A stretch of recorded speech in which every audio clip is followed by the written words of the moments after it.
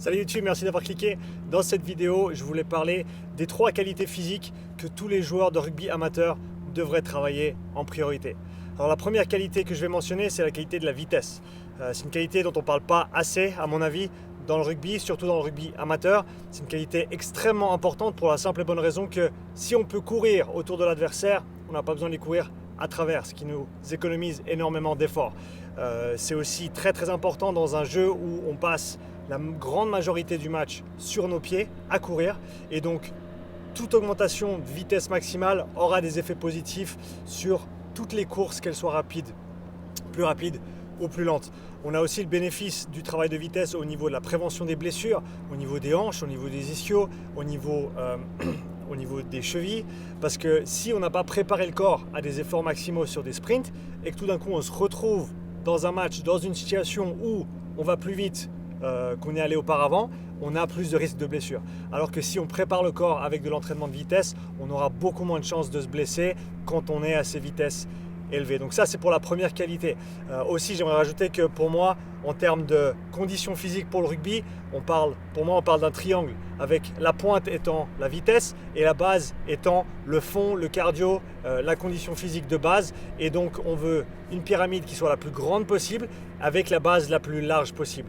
Donc, on travaille en priorité la vitesse qui va nous donner une grande pyramide. Et maintenant, deuxième point que je veux aborder, deuxième qualité physique qu'on veut travailler en priorité, c'est le fond, le cardio, la condition physique.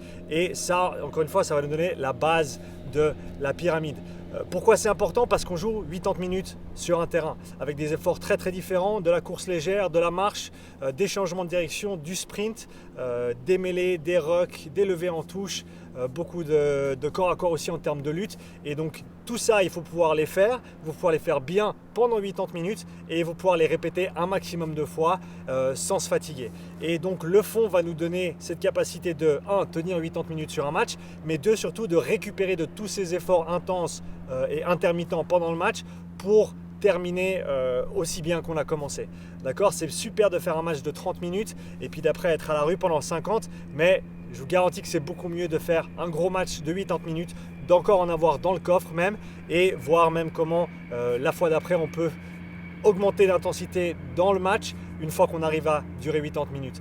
Et donc ça passe par pas mal de travail de course, travail de fond, travail de route, travail sur la longueur, sur la durée. Ça ne doit pas être très intense, mais c'est important. On a aussi une autre méthode de travail qui est très intéressante qui s'appelle la méthode Tempo, qui était développée par Charlie Francis, qui est un coach de sprint au Canada à l'époque. Et en fait, c'est des courses à 70% d'intensité, sans trop de fatigue accumulée, mais on fait quand même 2, 3, 4 km sur la séance au total.